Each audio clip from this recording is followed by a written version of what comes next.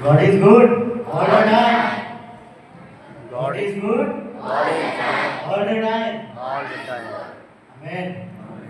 हमारा पिता हर समय हमारे लिए क्या है? अच्छा है ना? किसी भी हालात हो, किसी भी परेशानी के समय, अच्छे के समय, हमेशा हमारा पिता हमारे लिए हमेशा एक समय। इसीलिए मैं अपने वचनों में जाऊंगा। मेरे पास टाइम ज़्यादा नहीं है, 5 मिनट में बस। और उसमें मेरे को तीन टॉपिक मेरे को कंप्लीट करना है। तो पाऊंगा कि नहीं होगा। धन्यवाद हो। Hallelujah. Open with me Romans chapter 12 Romeo 12 का 1।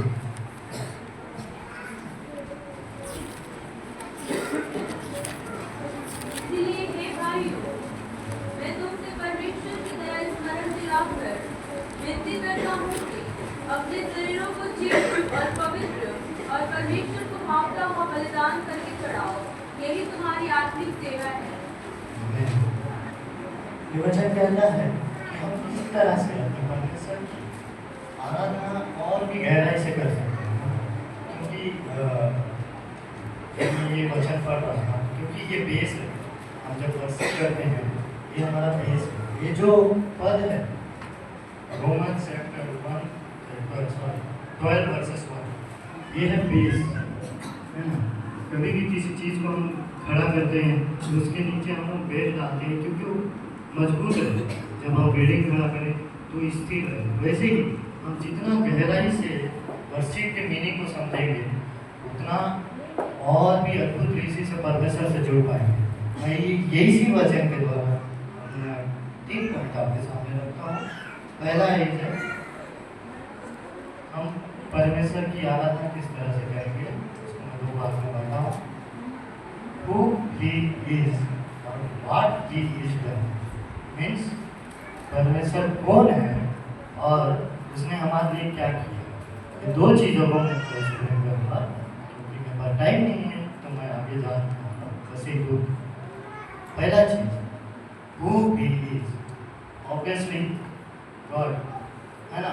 हमारा परमेश्वर क्या है? गॉड है ना? विश्वास नहीं करते लगता है। Yes. थोड़ा बोलेंगे हालेलुया। Hallelujah. गॉड है ना? Yes. यस। क्यों? क्वेश्चन है क्यों? जब मैं पढ़ रहा था ना, मेरे को भी सवाल इसी प्रकार से पूछा गया था। मैंने उनको बोला गॉड, सर ने मुझे बोला क्यों? ऐसे पूछा क्यों? क्या है जवाब हमारे पास?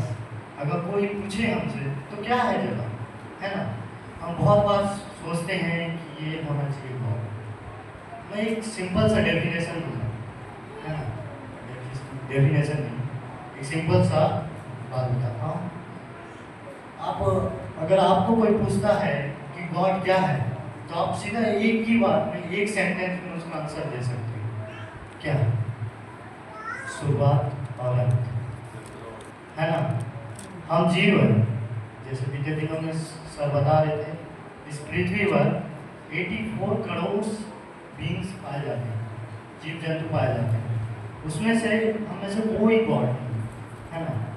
गॉड वो है जिसके हाथ में सब चीज़ है।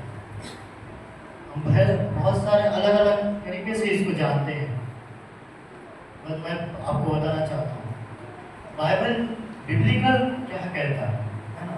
हमारा जो बाइबल है वो क्या कहता है गॉड के बारे में?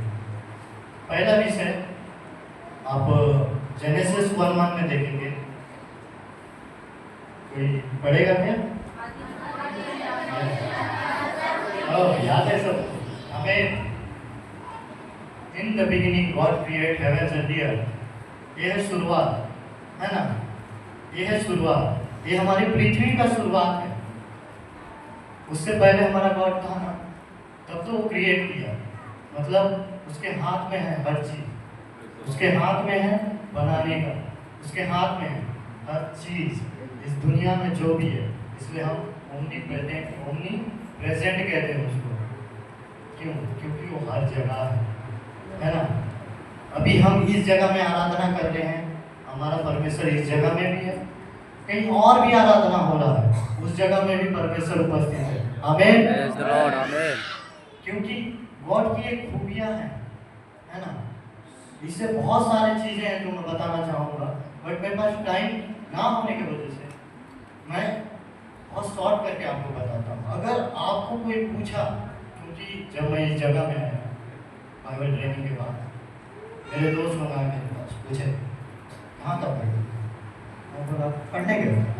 क्या पढ़ रहा था? थियोलॉजी। ये क्या होता है?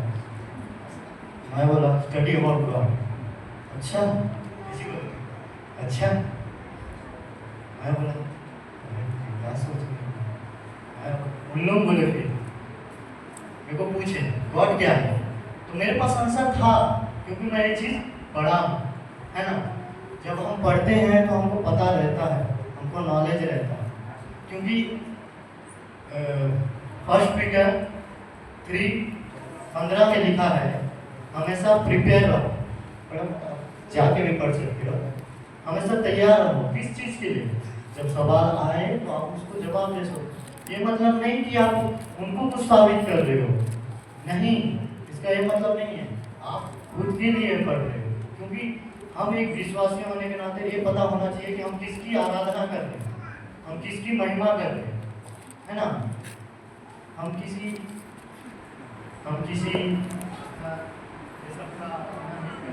हम जीवित एक खुदा का करते हैं जो हमारे साथ युगों युग रहने वाला है। आमीन।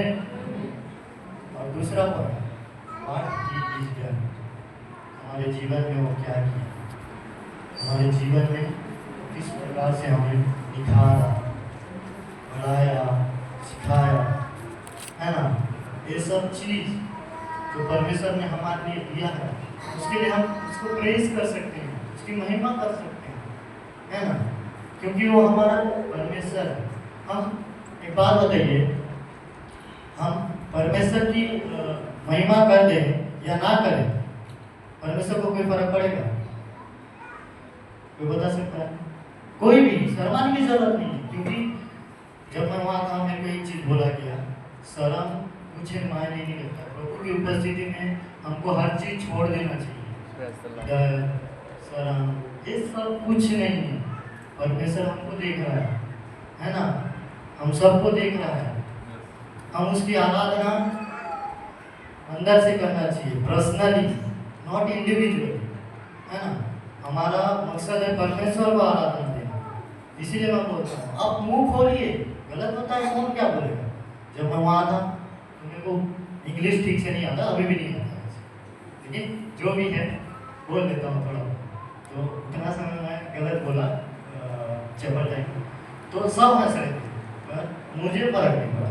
वैसे आप सबको नहीं पढ़ना चाहिए। जब आप अपना पूरा चीज़ छोड़ोगे ना, तब आप अद्भुत रीति से बढ़ोगे, मेरा विश्वास है। कौन कौन विश्वास करता है? आमीन। मेरा क्वेश्चन था,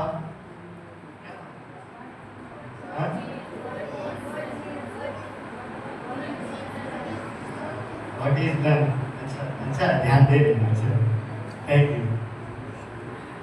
व्हाट ही इज डन, हमारे जीवन में क्या किया, हम उसकी आराधना क्यों करते हैं। हम आराधना करें या ना करें, उससे परमेश्वर को क्या मिलेगा। हम आराधना करें तो भी वो परमेश्वर है, हम आराधना ना करें तो भी वो परमेश्वर है ना। हेलो, से नहीं, थोड़ा जोर से हालेलुया, हालेलुया, हालेलुया। परमेश्वर को कोई फर्क नहीं पड़ेगा, पर हमारी ये जिम्मेदारी है, वो हमारा परमेश्वर है, उसने हमें बनाया है। Hallelujah, hallelujah. हमको और उत्साह के साथ उसकी महिमा करनी चाहिए। जब मैं यहाँ था, यहाँ खड़ा था, कुछ बहन लोग यहाँ पर डांस कर रहे, मुझे देख कर बहुत हंसा, अच्छा लगा, है ना। क्यों? क्योंकि यही है, दाऊद किस तरह से डांस करता था उसकी उपस्थिति में, परमेश्वर की उपस्थिति में, नाचते हुए, गाते हुए। हम बहुत पहले गाना गाया, दाऊद भी देखो यहोवा के आंगन, झूम झूम कर गाए और नाचे। उसी प्रकार से हमको भी महिमा करनी चाहिए परमेश्वर की, है कि नहीं? आमीन, आमीन, आमीन। क्योंकि वो हमारा परमेश्वर है। मैं इस विषय को वर्शिप के टॉपिक में क्यों ले जा रहा हूँ, आप यही सोच रहे हो, क्योंकि ये हमारा बेस है। जब हम गॉड को नहीं जानेंगे क्या है वो, क्या चीज़ है, तो हम फिर किस तरह से उसकी आराधना कर पाएंगे, किस तरह से आराधना कर पाएंगे। वो हमारा पिता है, वो हमारा परमेश्वर है, हमारा गॉड है ना। तो हमको उसकी आराधना छुपके हुए करना चाहिए, हाँ, चिल्लाते हुए। आमीन। Praise the Lord. Praise the Lord. मैं एक किस्सा सुनाता हूँ। हम वर्शिप में थे, वर्शिप चल रहा है, अचानक मेरे पीछे साइड से एकदम चिल्लाने का आवाज है। सब साइड बॉयज लोग थे, इस साइड गर्ल्स, मीन्स वहाँ पर मैं बता रहा हूँ, मैं इधर खड़ा हूँ, मैं ऐसे जो इधर से मेरे दोस्त लोग चालू हो गए, मीन्स मेरे साथी लोग हालेलुया करके चिल्ला रहे हैं। देखो कहाँ नाच रहे हैं, कुर्सी उर्सी कुछ नहीं दिखाई दे रहा, सब इधर उधर इधर उधर इधर। बॉयज लोग का साइड कुर्सी मतलब नहीं है ना। मैं ये सब क्यों बता रहा हूं? क्योंकि हम आराधना जब करेंगे ना तो अपना स्वाभिमान को हमको छोड़ना पड़ेगा, हम जो है उसको त्यागना पड़ेगा, हम जो है हमको नम्र होना पड़ेगा, तो हम और भी गहराई से हम उसकी आराधना कर पाएंगे। Hallelujah, hallelujah. इसका बेस है, मैं दो चीज में इसको डिवाइड करना चाहूँगा, प्रेज एंड वर्शिप। दो वर्ड है, ये सेम है कि डिफरेंस है? कोई बताएगा? डिफरेंस है या सेम है? बता, कोई दिक्कत नहीं है। डिफरेंस है। क्या है डिफरेंस? क्या है डिफरेंस? यहाँ पर है हमारे एल्डर ब्रदर्स हैं,